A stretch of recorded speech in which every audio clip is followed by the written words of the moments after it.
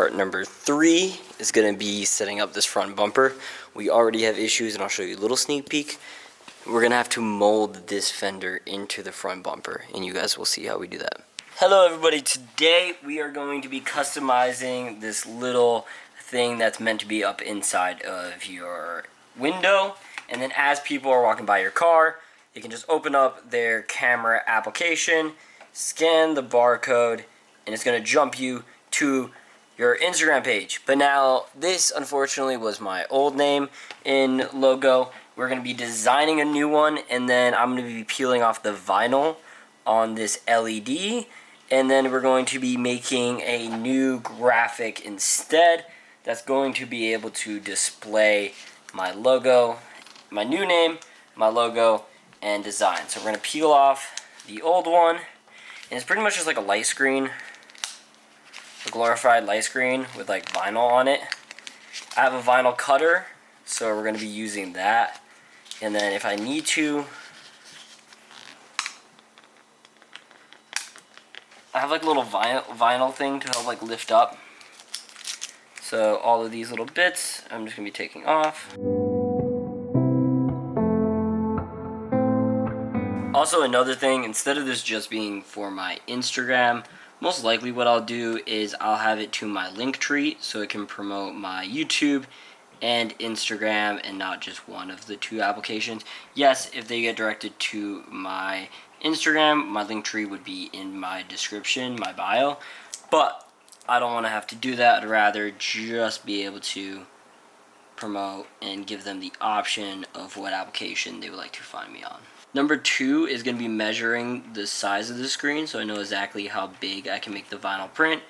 Then I would be designing it inside of my Photoshop, coming up with a cool design that works with the QR code and everything, and text, and with my name and logoing. And then from there, it'll be printing the vinyl and then laying it down, and I'll show you guys the process of all that. These little ones are a little bit harder to get, but with this tool, it's like a non-damaging way just to be able to like skim the top in between the two layers and pull it off.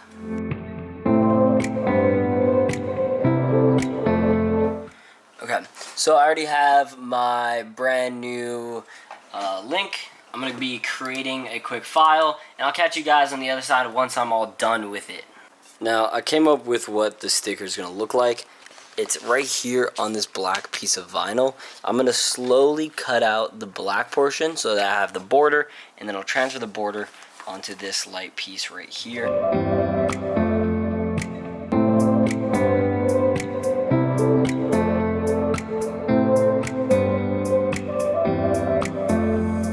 Okay, so what I did is I'm going to be molding this piece to the front bumper. In the meantime, I got really tiny, super minimal wood screws, and I screwed them into all the positions in which I would like for the kit to be.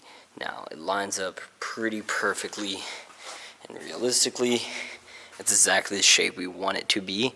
I'm going to stop on this side. I'm going to drill out these holes, riv nut these, put the fender on, and then set up this other side. And once I have both of the fronts on and they're mocked up to where it's supposed to be, I will then take the front bumper and then Bondo and fill this entire area. So what I'm going to do is I'm going to hard mount and mold this into this shape. So it's one big swoosh, and this is going to come to a line right here. So it's going to take a lot of time. I'm going to fill this area right here. It's going to take a lot of time and a lot of effort, but it will make this thing look so beautiful.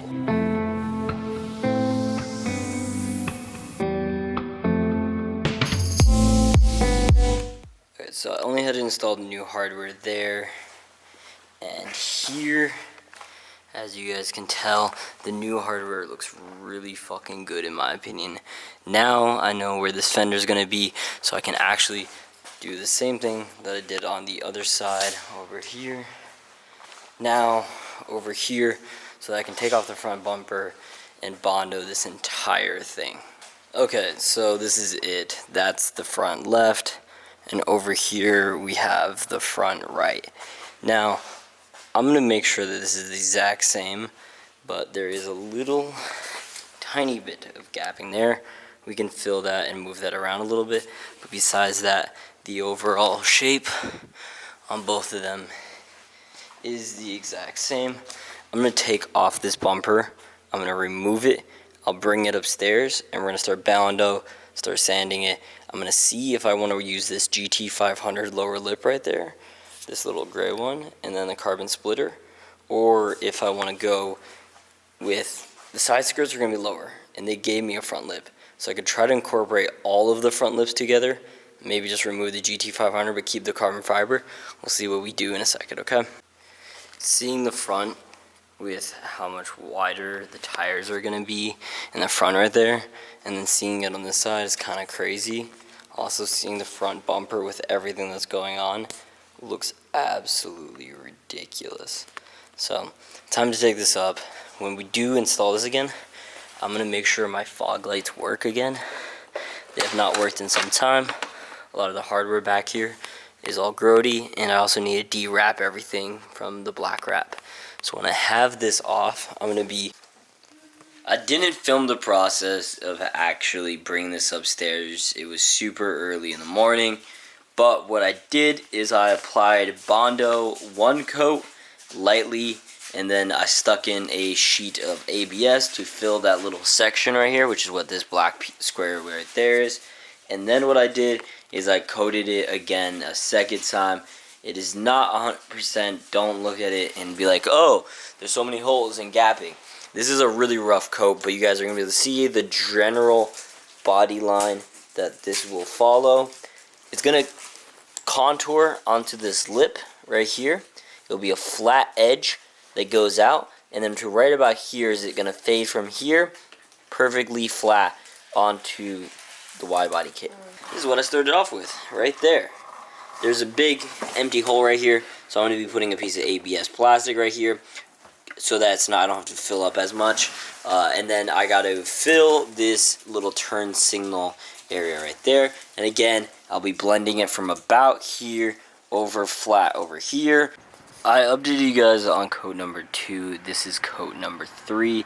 At this point, it's starting to take the final process of the mold. I just now got to smoothen out this to there, but it's starting to actually fill 100%. There's going to be little imperfections, which I'm going to have to sand down and, of course, fill again.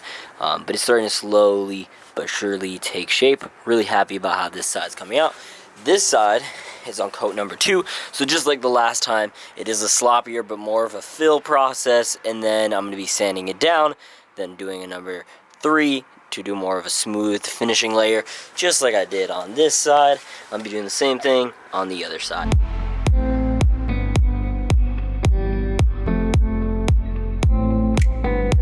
You guys can see the contouring better once we're inside. Don't worry about any sort of the edges or anything like that, but you guys can start to see that this is starting to take shape, and it's going to perfectly mold from about here onward over to there.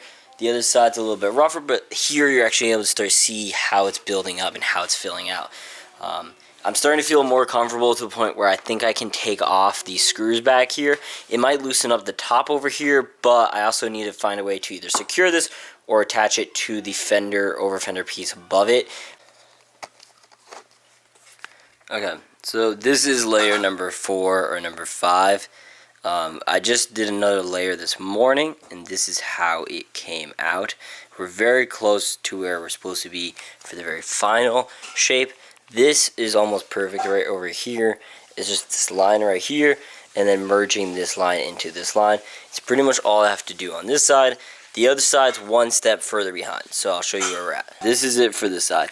It just needs that final detailing coat where it fills up all the little holes and all the areas that we need to just have a little bit more material on. But overall, it has the overall shape. This is the first time I've seen the Widebody with the front bumper on it. How do you feel about the molded front bumper, Griffin? It fits up pretty nice, especially if you bolted them together, or at least just zip tied them together. Yeah. Even if I had a zip tie going, I think it would fit really well. I think it would make a lot more force. It's crazy to me how that actually works though. Yeah. I didn't think the shape of it was gonna work so well. it barely like doesn't sit. I can with my hands make it sit, but it just barely doesn't. This is part number 3. You guys saw me slowly adding layers and then sanding away. I got to the point where it's completely done. I was sick for like 5 days. Took me out of commission for a while, but during that time I was sick, I was able to slowly work on it, and it's almost 100% done. Don't get me wrong, there still is a little bit of filling I'll have to do, but look at that body line. It is so close to where it has to be, and that front fender isn't even fully mounted on this side. It does look a little bit further off, but if you look on the inside, the front bumper also isn't clipped into where it's supposed to be, so it's the same amount of shape just pulled away. But don't worry about it, we'll correct it, it's okay. I also am going to make a little tab on the inside just so that fender mounts into the back of that front bumper. But overall, I absolutely love the aesthetic of this car. The way that this front fender goes and molds over to that arch right there. And the really cool part is that arch is actually going to carry over to the side skirt right there, perfectly in the exact same shape, carrying over to the rear. It's going to be super cool. To be able to tie into this front bumper, I'm later going to do a metal splitter, and it's going to hang out a fair bit further out, but my goal with it is I'm going to have it in an L shape, mounting up to the edge of this front bumper right here. I really love that aesthetic, and I think it's going to be able to tie in the carbon with a little bit more metal, just like how these are all metal as we go along. It's not fully mounted in 100%. The kit is like still like fitted up to the car, but not installed into the car. Also, this wing that some of you guys love, some of you guys hate, is actually going to get a new home. Where is it going to go? 350Z cage. Whatever. You'll hear blank project. You guys don't know what we're actually cooking behind the burner. There's another car that you guys don't know about that's getting built behind the scenes. 6 months. Yeah, 6 months. It's behind the scenes. 6, 7. So. Regardless, this could go on that car. Actually probably won't, in my opinion. He's considering, but I don't think he should. The reason for this being is it's installed flat here, but if you look, it's angled there. It's like this swan neck style that's meant for a 17 Mustang, and if you look over there, the rear of a 350Z is angled like this. So it would be a perfect candidate for this exact wing slash swan neck. In my opinion, it also would carry out. Do you see how the rear of that carries out this way and then comes back? Imagine that with your bumper, how it carries out, yes, but, and then goes back. But now, it's being rocket bunnied, so the automatic answer to that is throwing a Battle Arrow V3 wing on it. Battle Arrow's overplayed though, and it also cuts into the bumper a little bit. I know that, which might not be able to run with the possible bumper I'm thinking about. Yeah. But if the 350Z Rocket Bunny Nismo is actually what it's becoming, there is a chance that the bigger the wing, the better it is. Yeah. I'm also worried that this won't be wide enough for when that car is wide body. Oh. Trust me, if we did the measurements on it, if you put your wingspan on that wing, It's perfect. It's like literally the same size. Now you go behind that car and let's see how much wider your wingspan is than this. Because this car is so much more narrow stock body than my Mustang. It's actually really funny. They share the exact same lug patterns, almost the exact same wheelbase. This car is very reminiscent of the JDM version. You have literally like... On the wide body, my wide body adds 120 millimeters. Yours adds 30. I don't think it does. I think it adds more. No, it adds less than that. On the front, it definitely adds more. No, it does not add that much. But also right now, the back and the front are pretty in line. Yeah. So for your wing comparison, by the way, your hand came about here. Yeah, so it would be perfect on stock body. No, I think it would be perfect wide body. Look how much wider my car is. My fenders... Wait, crazy idea. Attach that thing to the top. No, this is kind of a hint of what it is. Attach that thing to the top so it hangs over. Nah, it looks weird. Anyways, it looks really good. I also haven't had my front bumper mounted in a long time. Also, I picked up from Toyota the original little fender seam rubber little bits that you see everyone line. Yeah, I'll throw up a picture of what it looks like. Runs a wide body kit runs them. You see like this black line go across? Well, I actually bought the original part from Toyota. I have 2 more coming tomorrow. I'll pick those up as well. But overall, this wing is going to be going. So I know some of you guys love it, some of you guys hate it. No more tension is going to be cleared up. It looks really good, in my opinion, without it. It's going to look a lot more like Street Fighter-esque, LA Fighter, all those like wide body kits that you see that are very like slow or like slim, like low down, top down, and really wide. And I think that's going to be able to help accentuate and make this car not feel so long. Like literally this wing makes it so much longer. And I think it'll also help lower the car a little bit because it does feel very airy right now. And I think it's just the height of the rear. If you guys want to see the rest of this build or any of our other numerous builds that are going on the channel, click subscribe and let us know what you guys think of it down below. I still have a lot more to do to this car, side skirts and everything else with finishing and mounting the rest of the kit. And then we of course have to wrap it and then prep it. We also have to do inside fenders just to make sure that there isn't any sort of like rust or salt or snow that gets up into the car. I'm so excited to bring you guys along for this process. As always, have a good one. Peace. See now, big crib living solitary. New whip with the